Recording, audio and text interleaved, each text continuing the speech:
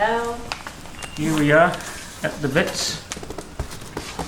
Could you go grab that box, darling? I'll grab grab the it. oh, you, that lady, grab it. There we go. Very cute. The brown one's not, but the black one's come. Hello. So how long have you had them for? Only 2 weeks. Yeah. Settling in well? Seem to be. Good. They're becoming a little bit rambunctious recently, so Yeah. I've got a few questions I need to ask you once you've checked on the animals. Yeah, absolutely. Hi guys. Let's start with you. This must be Skunk. Mm-hmm. So, what are you feeding them? We feed them a mix of these, I think it's called alpha grain mix for guinea pigs and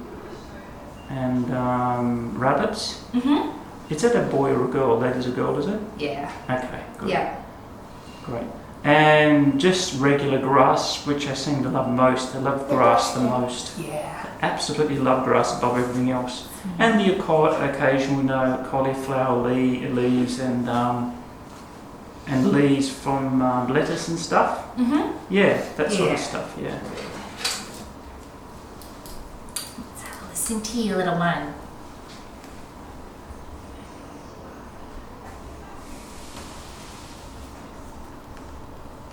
Good. That all sounds good. She's in great shape.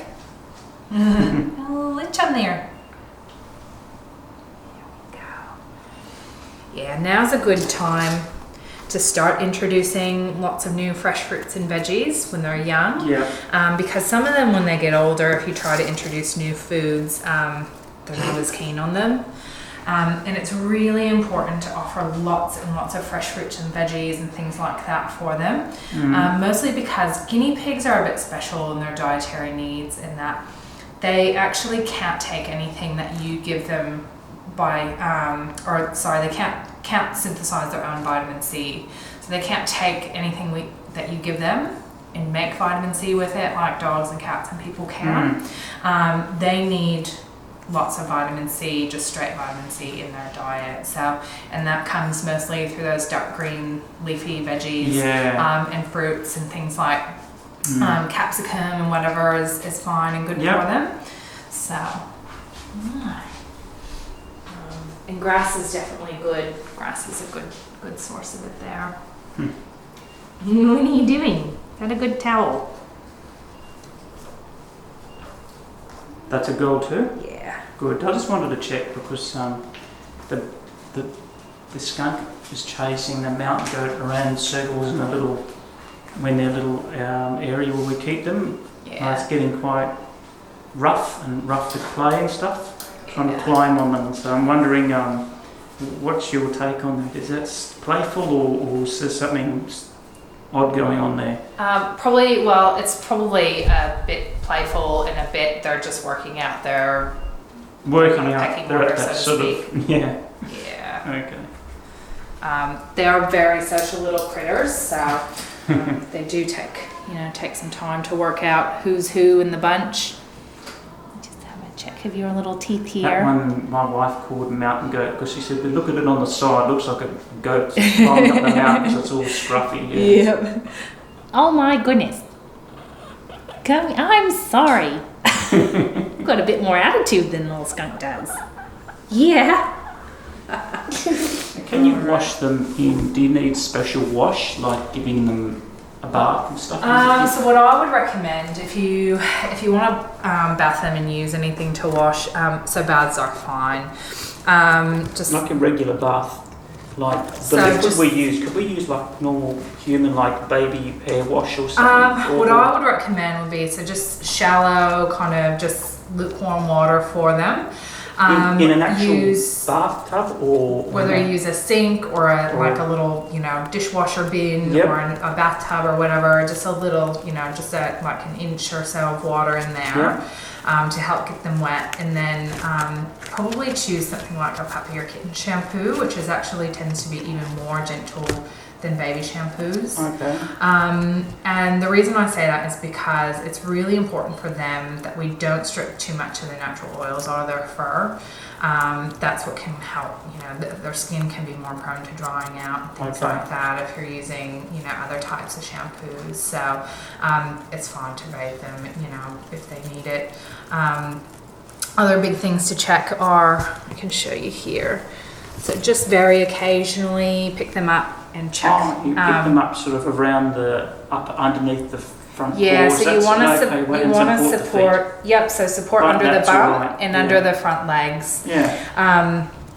And just check these bits every once in a while, depending on the bedding material that they're in.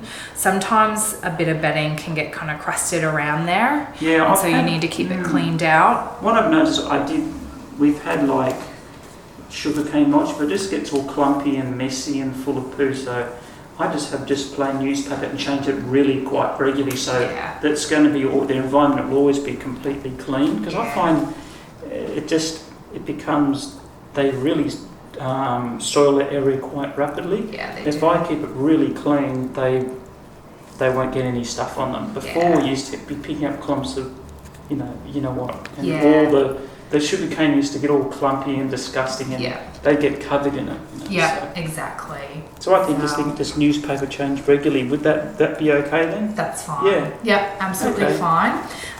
You definitely want to keep them on something smooth and softer, no wire bottom cages or anything like that. Like you can put the wire bottom under the bedding if you need to. But guinea pigs, they can easily, with the wire bottoms, get their feet stuck, or they'll get calluses and foot infections and foot problems from being on too harsh of a surface. So the newspaper should be just fine for that. Okay, great. Other things, as far as guinea pigs, they usually are generally pretty easy to care for, you know, fairly low maintenance. I suppose the biggest things for them are just keeping their environment as clean as you can so they don't get respiratory problems with the ammonia buildup if it's too wet with the urine in their bedding.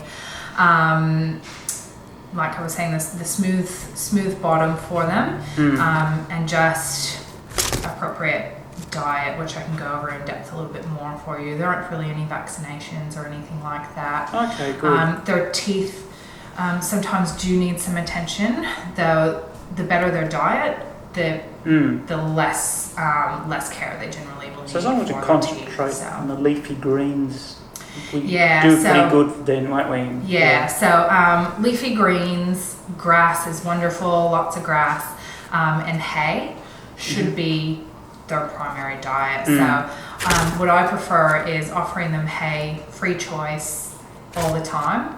And then fresh fruits and veggies to help supplement that, make sure that they're getting enough vitamin C, and pellets basically as a treat. So if they're getting lots of hay and lots of fresh fruits and veggies, there's nothing in the pellets that they actually need. Most pellets will say that they're fortified with vitamin C if they do say that they're for guinea pigs, though vitamin C is actually it's quite volatile, which means it's really easily broken down. Basically, just sitting at room temperature when it's exposed to light, it just doesn't last very long. It breaks down, and then it's just not a viable source of nutrition for them anymore. So, and really, the shelf life of most vitamin C is about 2 weeks. So, by the time they fortify those pellets and get them, from where they're made and packaged and shipped, and then they sit on the shelf, by the time you get them, whatever they put in there for vitamin C probably doesn't work as well anymore. So that's why it's really important to get all those other things for them. And the way that their mouths work is, if you think about it, out in the wild, they're just constantly grazing all day, every day. So their teeth, both the front teeth and the back teeth, basically will constantly grow through their entire life. And they wear down as they're eating and chewing. And so giving them things to graze on, like the hay and the grass and the fresh veggies, things that they really just have to sit and munch on for a while, helps make sure that their teeth are wearing properly. Whereas the more pellets they eat, the pellets look like they're hard and maybe they'd have to chew them a little bit, but really it's just powdered hay. So they put it in their mouth, they crunch down on it once, and it's ready to swallow. So the pellets actually don't enable them to wear their teeth down very well. Yeah. And that's when we get into trouble with them being able to eat properly, you know, and things like that. It's really important that their teeth and mouths are in good shape. So I would recommend probably a minimum of once a year.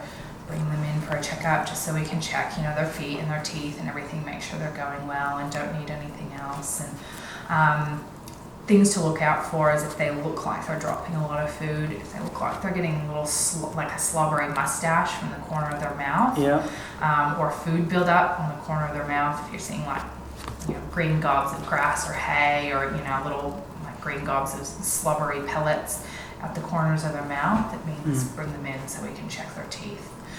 Those are usually the first signs that you'll notice, is they just drool a little bit more and get a little bit of food stuck on the corners of their mouths.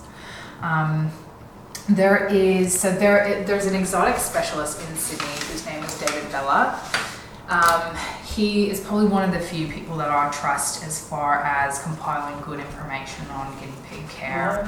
And he's got these care sheets that he gives us to hand out to you that basically have lots of good information on, you know, good things to make sure you've got in their housing, how to handle them, how to pick them up and things like that, and then feeding guidelines. So it's got basically the best things to feed them, and then down towards the bottom is a list of no-nos, so make sure that you read that as well, as far as things to make sure we try and avoid for them.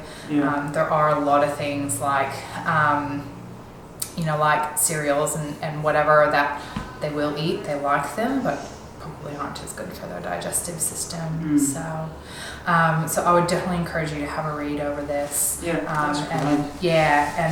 lots of good stuff in there. So if you have any questions on any of that or anything, you can just let us know. But they look really healthy today.